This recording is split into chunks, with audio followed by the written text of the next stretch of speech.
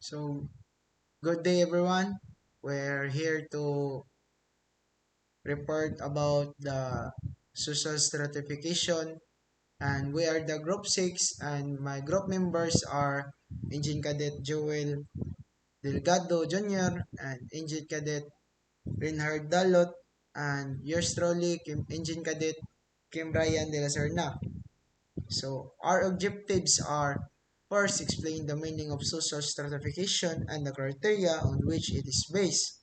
Second is explain the functionalist and conflict views on social stratification. Third, identify the cause of social mobility. And lastly, be more aware of the problem of the people in the lower class level. So, what is social stratification? So, it is the process of assigning individual in different social levels that differentiate them as superior or inferior, rich or poor.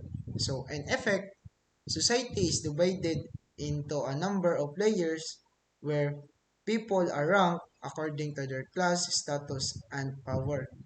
So, as stated, social stratification is the divide of the number of people ranked according to their class, status, and power of the society. So, next is, and there is the theories of social stratification. So, first, according to philosopher Max Weber, class status and power are important base of stratification. Use the term class referring to a group of people who have similar level of wealth and income. And the term status is used when we talk about people who have the same prestige or lifestyle, while power is man's ability to impose his or her will over others. So it is said that power and wealth are correlative. Where there is power, there is wealth, and vice versa. So ang ingon ni German philosopher Max Weber, so ang kani kanang tulo ka buok na klase, status, and power mao na important basis jud sa stratification. So when we use the term class, mo na mag-refer ka na sa mga grupo sa tao na parehas ra kadato o or mga income. So parehas na to mga pobre. So kay may kag pobre, so ang class na to kay parehas ra may balay ana, parehas ra magadak ana. So ingon na to ako og si Joel na parehas ra mi kan monthly income og parehas na sad mi og kan anang mga ownership na mga butang. So makuan mi ana sa class. And third is sa term na status, mo na siya gamiton sa mga tao kanang unsa na sila kadatoon. So status silbi mo ana kana si si Dalot ug si Joel para mga dato man na kay parehas raw na sila kuan kanang mga style sa kinabuhi, or pwede ra sad ka moingon na mga pobre man na kay mo kuan parehas na sila, mag-umara na sila. Ya, permente na ilang trabaho kay mag-farm sa bukid. So, og then sa power na sad kay mo na ang ability sa tao na pwede siya mo mas kusgan pa siya sa lain na tao. So, example lang sad na to is si Joel, mas na siya power ni Dalot kay kaan man siya man ang tag-iya sa farmanan niya. Si Dalot mo iyang farmer. So, ug gingon sa diha na that power and wealth are correlative. So where there is power, there is wealth. So sakto dyan na. Kay ug di ka dato, wa kay power. So second is according to Gerhard Linsky, the development of technologies cause social stratification. It means that the economic condition of society improve significantly when each technology become more complex. So, from the word complex, ang atong society mag mag develop jud na siya. Ma, sa sigig develop na to, ang atong mga technology ma-develop na. Nya, magka-class naman na atong technology na. So, nasa may ubang tao na kanang dili ka afford sa mga bago na technology. For example, kaning sa cellphone, nakita na kuan ang ma-afford na nila is keypad nya. Nasa uban ang ma-afford nila ang latest, which is karon ang latest karon sa iPhone is iPhone 14. So sa maklaro raman kay og mag kaingon jud ga maga develop jud ang technologies na gamito nato, maklaro na nato og kinsay dato, kinsay pobre, og kinsay minimum or in the middle. So next is according to the functionalist theories, those who perform special and difficult tasks requiring special talent and training shall be given special position in society. They believe this is true for doctor, lawyer, and PhD holder as well. In contrast, becoming a farmer or fisher does not require long, tedious, and expensive training. Therefore, specialization leads to social stratification. So, according sa mga functionalist theories, o ikaw na kay mga special na nakaabtan, for example, ikaw doktor ka, for example, lawyer, o sa pa diha, basta special ka ng mga high degree. But if kuan ra ka, farmer ra ka, fisher, basurero, or normal ra ka na employer, dili mahog ra kag kuan, ubos ra kanila. So naa po'y social stratification anang mga special about nimo, like sa imong mga trabaho. So according to also sa kang Karl Marx, the best known conflict theorists believe that social stratification happen because more people submit themselves to manipulation by money or power. The best known example for this is the conflict between the capital class and working class, which lead the unequal distribution of ownership and societies. So, as katong na ganina sa gingon ni Max Weber na when there is power, there is wealth.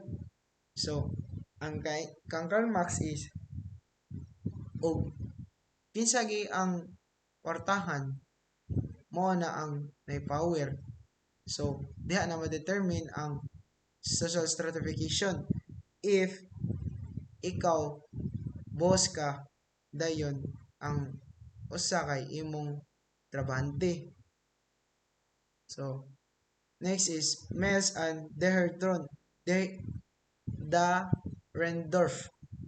So, Mels and Dahrendorf agreed with the idea of class conflict but not necessarily with the claim that such conflict results from who owns the means of production. So, against siya sa Karl Marx. So, they emphasize the that the conflict is a result of competition among various groups, not necessarily the ruling and the working group. For example, rich people compete against each other for power, like the powerful politicians fight for supremacy in fraternities. So, kang Mels Dahendorf, agree sila sa kang Karl Marx, but dili ra sa mga kinsay taas og kinsay amo og trabahante. Ang ilaha is ang mga dato sa mag-compete sad sila kung kinsay mga padatoay sila. For example, si Dalot ug si Joel na sila yung mga business which is sila produce og kanang bugas. So para sila kadato so ang kuan na magkompetensya sila kung kinsay para mas dato ana nila para nadyo mas moangat nila. So ang kuan na ni bisag dili ra sa parehas mo ka dili ra sa ang ilaha is dili ra sa mag-base sa kung kinsay dili sila mag-base sa tag-iya og sa trabahante. Ang ilaha is based about sa mga tag-iya sa isig usa ka company na kinsa jay mas dato nila para sa niyo for sa politician og ikaw gusto ang politiko og ikaw kay kuan ka kanang konsihal ka karon so di ka ganahan sa mas suguan sa inyong kapitan so dapat ikaw sunod mahimo kag kapitan para ikay makakontrol sa mga konsihal na uban. So next is categories of social stratification. So in Weber's view of stratification system is a society based of three categories. So social class, status, and power. So this is how people are ranked within the society according to Weber. So para ni Weber, ang society gi composed na siya sa tulo ka categories which is the social class, status, and power. So social class. So a social class is a group of people who have the same amount of resources like wealth and education. You can think of that life of some chances that someone has. So those with higher class will have better opportunities to provide themselves with material goods, positive living condition, and favorable life experiences that those in the lower classes. So, ang social class, na sila, compose na sila mga tulo ka buok. So, maingon kag lower class, middle class, o social class. And ang kanang gingon siya na lower, middle, o social, o kanang higher class is ang report na ay si Dalot. So, ang akong ikaw na siya ay unsa na siya. So, ang kuha ng social class is mo-determine na siya sa mga tao na pare-parehas ra og kuan. So, silbi na imong kwarta 5. Ang imong kauban sa 5. Imong migo sa 3. Imong migo o sa 3 sad. Og imong duha ka amigo ilang kwarta piso. So, ang mahimo og social class na is ang kanang piso ang kwarta diha ubos. Ang sunod nila kay ang 3. Ang mag-una nila ang dako nila kay katong mga 5 ang kwarta. So mo na ang social class. So next is status. So sociologists use the term status to describe a person's place in society. By status, we mean how much prestige of individual is given for holding a particular position. So for example, all PhD holders share a common prestige but differ in their self-esteem. So those who have publish many scholar articles, enjoy greater esteem than those who do not. In like manner, mayors or congressmen who have done significant project have greater esteem than those who have done irrelevant project or have done nothing at all during their terms of office. So, sa status, mo na ang diha sa diha na makahibaw-an kung asa ka na belong sa society. So, uh,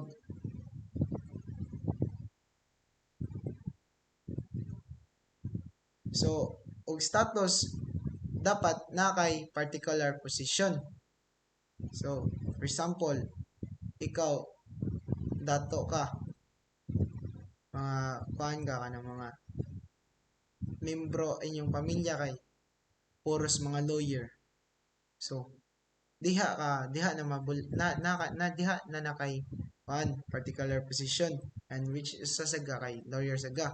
So, but ang gikuan sa diri sa status nasay kuan na uban na kuan status holder na dili kuan fit sa ilang kuan sa ilang status, like uban ka ng tungod sa mga silver spoon sila nya gikan sila sa dato nya mga wa di gama nagsaligra kay gikan sila sa mga dato na pamilya. So there are types of status. So there are three. First is achieve status. So achieve status is achieved through one's own effort and can be seen on social position attained voluntarily by person. There are many success stories that portray in this situation. So achieve status. When we say achieve, so imo yung nakuha. O ang kana siya is silbi gikan baka sa pobre nya karon kay sa nakay nagsige kag paningkamot nya naganegosyo ka, and then imong negosyo ni boom until ikaw nahimo kag millionaire. So imong na-achieve na status is ang pagka-millionaire, dili na ka pobre. So next is ascribe status. So a person's status is based on his or her birth and social position, not on their talent or characteristic. For example, on an heir to a royal throne or an heir to a biggest empire is given that status without choice. So ang ascribe status is mo na imong status sukad pag-born pa jud nimo sa diri sa world. So example is kanang mga prince. Kung ikaw first child ka na first prince ka sa hari ug mamatay ang hari, nan na jud nimo daan ang heir na ikaw ang sunod na mahimong hari. And sa another example is silbi ako sindero ko nya nakoy anak na bago pa na born, which is unisan na sad ang kanang bataa ug maunsa ko siya may tagapagmana sa akong sinda nya mo na siya. So and last sa atong status is master status. So a person master status can be a profound impact on his or her social identity. If a doctor feels that it is more important to be president of a parish pastoral council that is to be a physician, he is more likely to identify himself first as a president. Unlike other statuses, master status affect how the person behaves in a situation. So, and also master status is often identified with or his, her, or profession like doctor or ship captain, and social background, education, and income. He is also identified with his well-known behavior like for alcoholic or homosexual or ex-convict. It is also identified with the person's abilities such as blind or lame. So, master status. From the word master, muna imong masteral. Ara ka ilado diha sa ganag unsa ka diha. So, master. For example, ikaw doktor. Ya, imong imong mga kuan kay imong mga kauban sad kay nurse ay kanang attorney ya, o sa kay judge. So mo na mga master status, mga imong mga murag na-achieve nimo na sa by sa imong mga accomplishment. Pwede ka captain, pwede ka sa nara sa imong education background, kundi ang imong income. But ang master status pwede sad magamit sa mga bati na mga pwede sa pambuli. So, for example, ikaw bungi ka, imong master status ana is bungi ang pagabungi nimo. Pwede siya mahimo para pambuli. Dadto na siya sa mga bungi ana. So, mo na ang master status.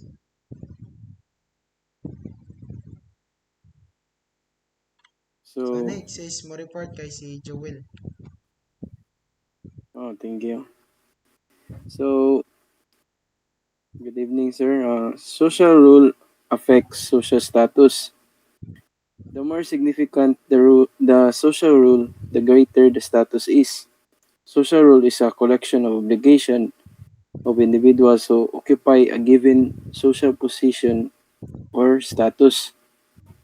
So, status is our relative social position within a group, while a rule is a part of our society expects us to play in a given status.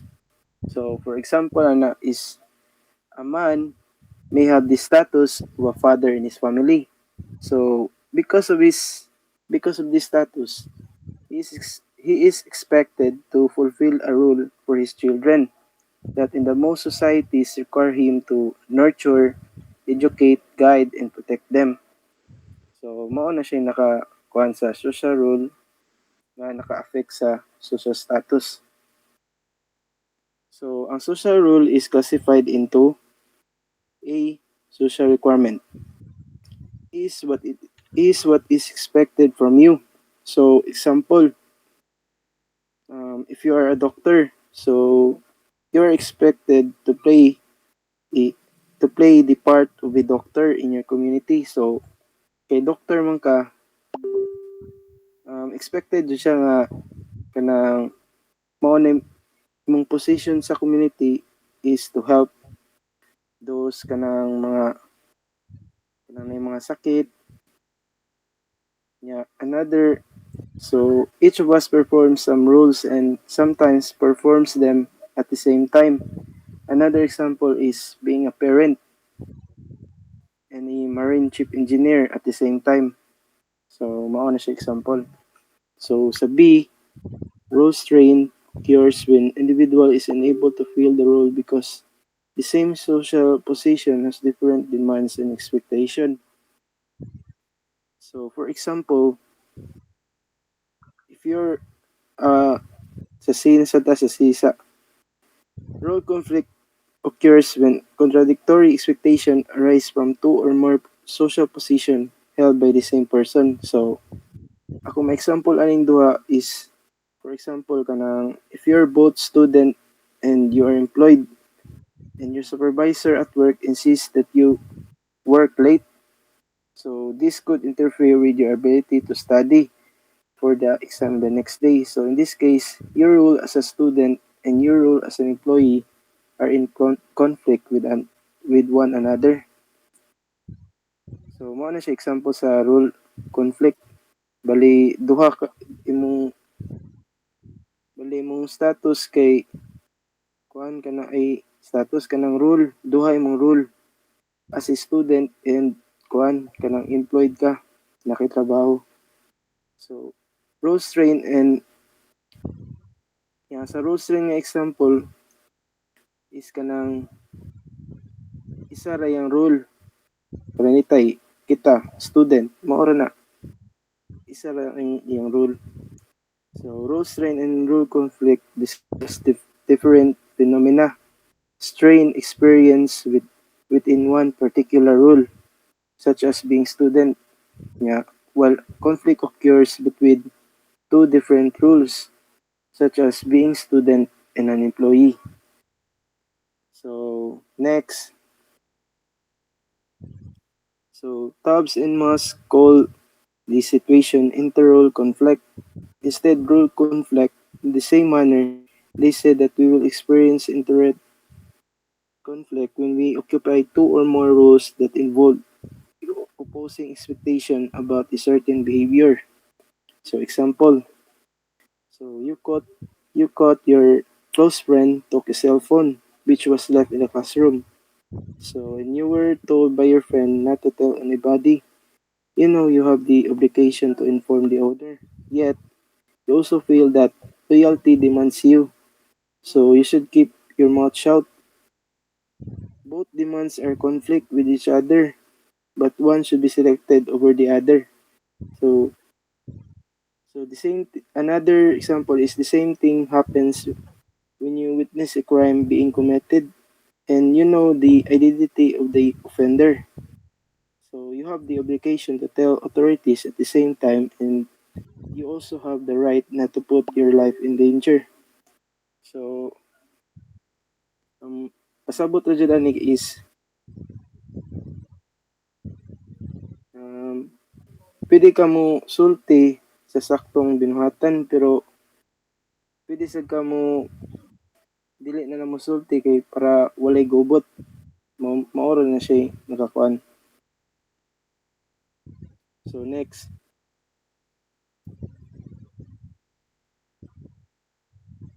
brother, power. Thank you. So power is the ability of an individual to influence others people to do or to do what he or she wants them to do without their consent. So most people feel uncomfortable with the idea with or without their consent attached to power. So kabalo naman dito nga ang power is not the ability to control the people kung sa atong isulti mababay pa na o malalaki. Kasagaran dyan sa power is kanang being ikuan kanang dato ta. Mo dyan na kasagaran basta nakay power nakay dagang kwarta. Kay og pobre ka dili jud mapildi jud hapon ka biskin imong kontra kay dato. So there are three majors of power: influence, resource control, and authority. So influence refers to informal power based on persuasion rather than coercion, and force which authority possess. So a person may have a minor authority but much influence. So example na niya is a barangay tanod who is close friend with the mayor. Sa little authority but great influence. Another is resource control. It's a power that refers to possession of wealth. Example is one is rich, then he or she could influence others' behavior. So if you have the power, you have also the wealth. Dapat nasagay ka ng kayamanan para makaposes of others' behavior. Third is the authority. Refers to social approved and legitimate power to make decisions, binding and the others obligatory. So Max Weber identified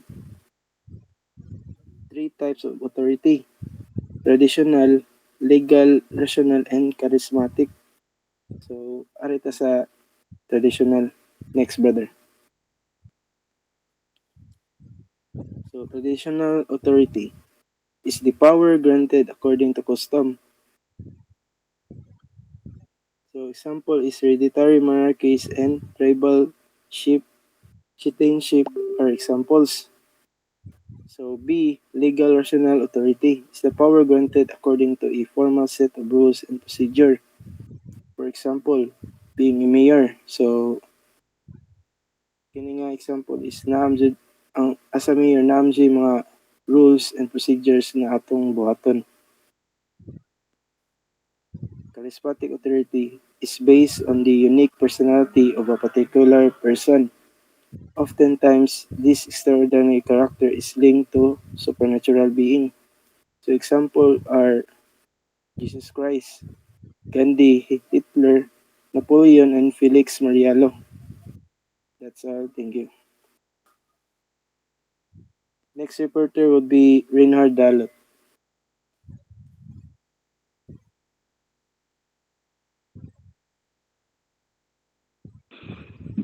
Okay, social classes in the Philippines. So, in the Philippines, can usually be expressed in three major categories, whereby each category consists of three social classes based on a certain economic consideration. So, the first is upper category. It's composed of the upper class, the middle upper class, and the lower upper class. The old rich family, big businessmen, and corporate typans belong to this class. So, like ni Elon Musk, um, Jeff Bezos, Bill Gates, mga dato kay nga mga tao. So, magdepende sila guys effect sa mga tao kung sa ilang decision kay grabe din sila ka powerful. Then next is the middle category is composed of the upper middle class, middle class, and the lower middle class. So most small enterprise owner and business owners, some education administrators, bank and department stores manager, and high-ranking seafarers belong to this class. This category is made up of people who live a relatively comfortable life. Most masters and chief engineers of foreign vessels belongs to upper middle class category. So third is lower category. It's composed of the upper lower class, the middle lower class, and the lower class. To these labels belongs to the factory and skilled worker, small farmer, store clerk, office worker, most sari-sari store owner, laundry worker, driver, household servant, and other people on hand-to-mouth existence. Generally, the lower class category earns lesser and are unpaid. They are also known as the working poor. The lower classes classic is categorized by unemployment and poverty. Next, brother. So, what is poverty? So, poverty is about not having enough money to meet basic needs, including food, clothing, and shelter. However, poverty is more than just not having enough money. The World Bank Organization described poverty is this way: poverty is a hunger. Poverty is lack of shelter. So next, brother. So these are the types of poverty, the relative and absolute. Okay, so the relative poverty is an economic condition of people who belongs to the lower class and are judged to be this an advantage in comparison with others. So the relative poverty is when household receive 50% less than average household income. So they do have some many. money, but still not enough money to afford anything above the basics.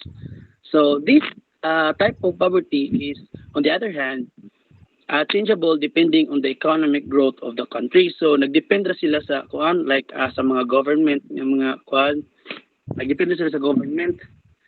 And on the other hand, the absolute poverty is an economic conditions of the people who belong to the lower class and are judged to be incapable of sustaining minimal foods, clothing, and shelter in the Philippines are generally based on income, occupation, and education. But many sociologists use occupation alone to determine the individual's position in society according to Van Leeuwen and Maas. Occupation provides almost universal comparable indicators of both social and economic standing of individuals. So, um, in absolute poverty, so when household income is below at a certain level, this makes it impossible for the person or a family to meet basic needs of life, including food, shelter, safe drinking water, education, healthcare, and etc.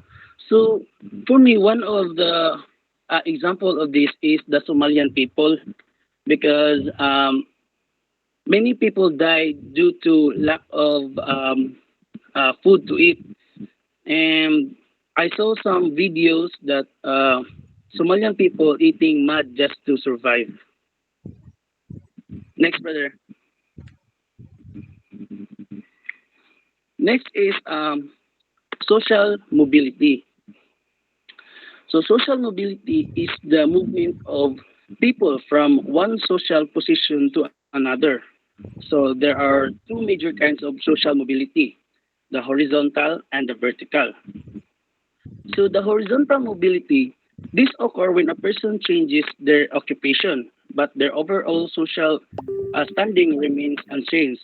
So for example, if a doctor goes from practicing medicine to teaching in a medical school, the occupations change, but their prestige and social standing like remains the same.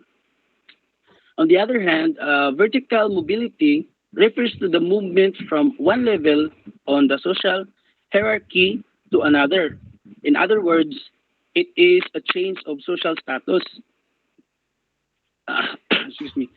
Um, a change in any of the factor that influence social status has the potential to lead to vertical mobility. So, for example, a bank manager demoted to assistant manager, a farmer who became a mayor, or a second engineer rose to the rank to chief engineer of the vessels. Next,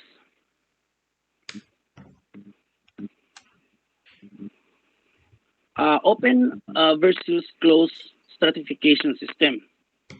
So closed system accommodate little change in social position. They do not allow people to shift levels and do not permit social relationship between levels. Closed system includes state, slavery, and caste system. So, what is a slavery and caste system? So, slavery is based on a practice that some people can own other people. It is defined as a system of compulsory service which some people are owned by others as property. So, slaves are controlled and forced to render service to their masters. So, although slavery has been abolished across the world, but there are maybe other some slavery today. The most distinguished form of slavery nowadays is enslavement of children from work and sex. So, children are forced to perform sex act for a fee. Some are forced to beg for money on the street, while others are forced to snatch. So, on the other hand, in caste system, ecosystem refers to a social stratification based on birth, which alone decides of person future. According to Maclonis, An individual born into a lower sector of the community will always belongs to the status with no social mobility based on a person's effort. So, for example, in India, even if an individual of lower caste has accumulated a great amount of wealth or has an achieved higher education attainment, he or she would not enter a higher caste. That is how extremely rigid a caste system is. And that's all. Thank you.